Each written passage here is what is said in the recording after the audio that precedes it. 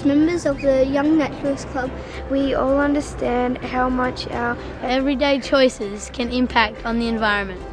Choices about what we eat and where our food comes from are really important.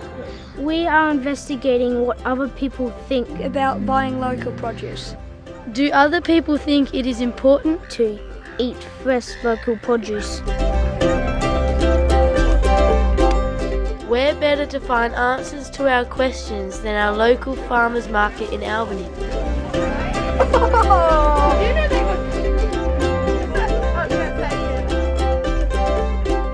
Look at the food. Have you seen the food? Brilliant food. Brilliant food. Only way to shop. It's the only place to shop on a Saturday morning.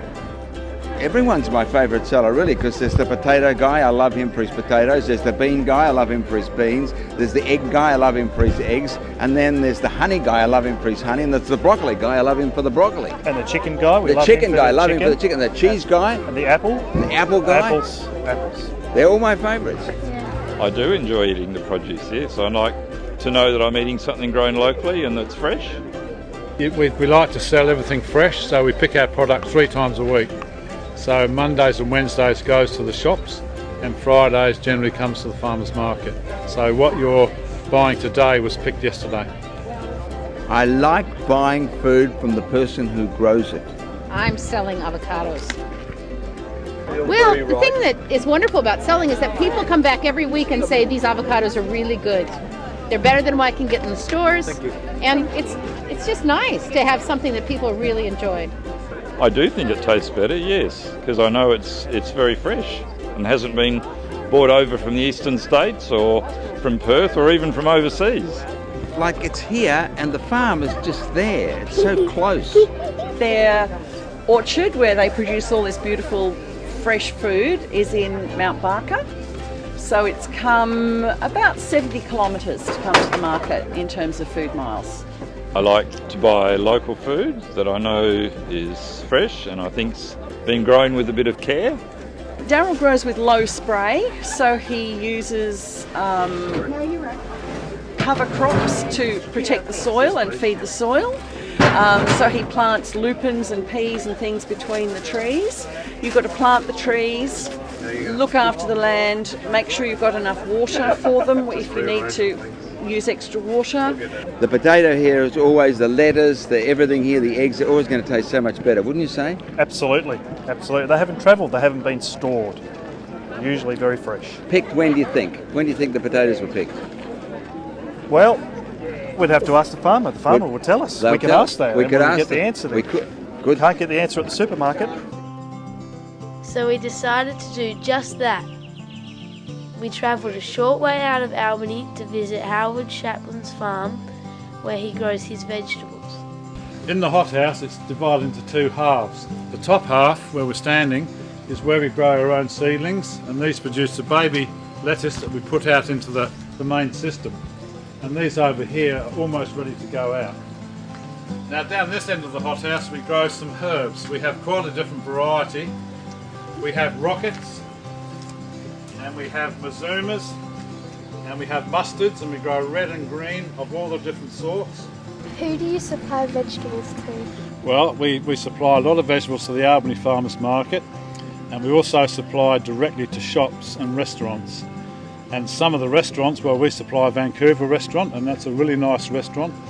And most of the restaurants we supply have really nice owners. They own the place and they run it themselves, and they're very interested in getting local product. Back in Albany, we asked Vancouver cafe owner Alison Teed where she buys her produce. We try and get as much as possible from local growers and producers. Get a lot of things from our Chaplins. They produce a lot of greens, so for all our lettuce and things like that. We might get leeks and cauliflowers and other vegetables depending on what they've got in season. Tony Davis is a venison supplier, and we get our Kransky sausage from him that we use on our menu. But there are lots of other people who produce wonderful things here that we also access. Good.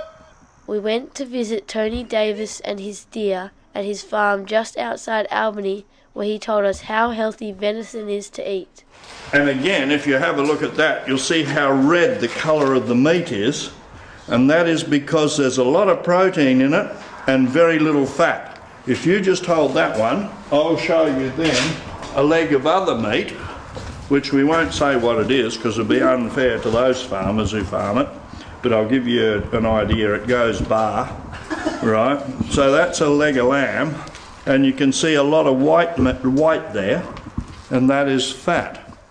We also learned that sometimes buying local produce doesn't mean low food miles.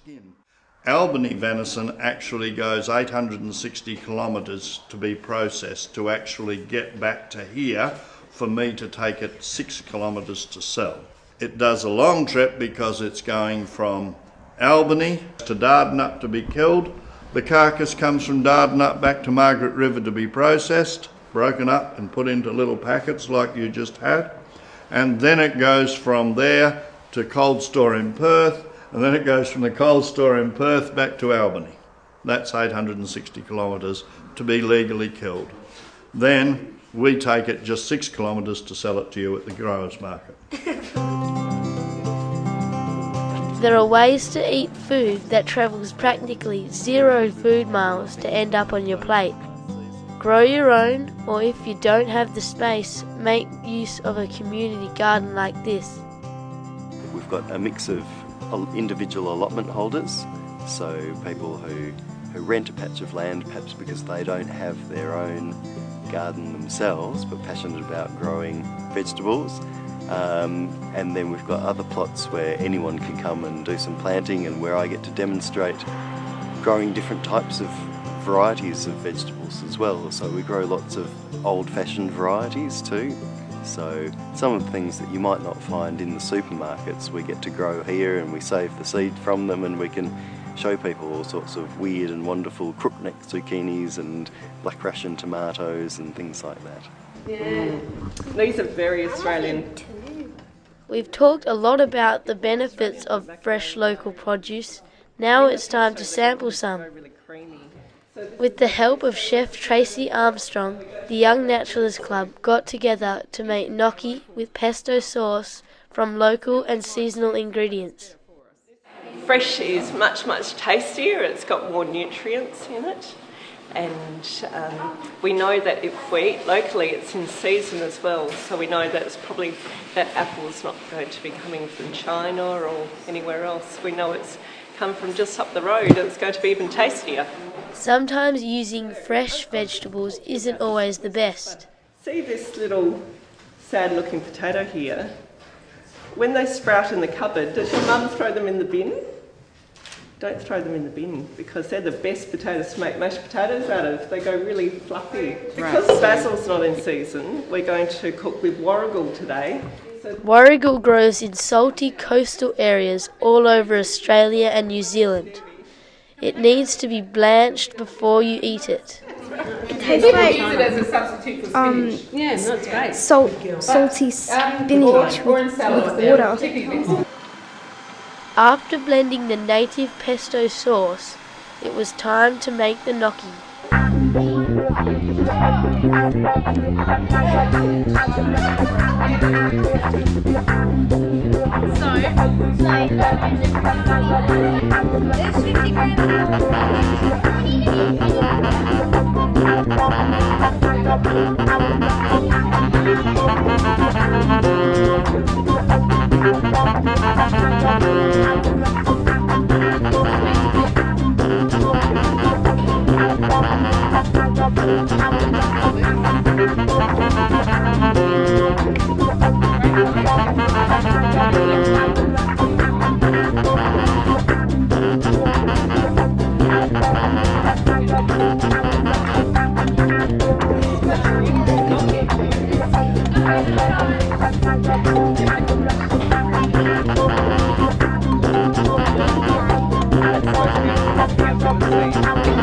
Fruit gnocchi, when they float to the surface, they're called. Oh, I think it's yummy too. Time for the taste test.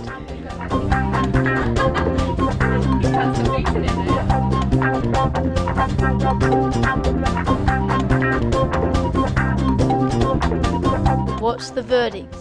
Tastes like potatoes. It was really good. I'm not sure. It's pretty good. It tastes a bit like a little bit like pasta and cheese. It was yuck. I've never tried anything like this before. It tastes sort of strange. Yeah, it's easy. It tastes good. I reckon it's perfect.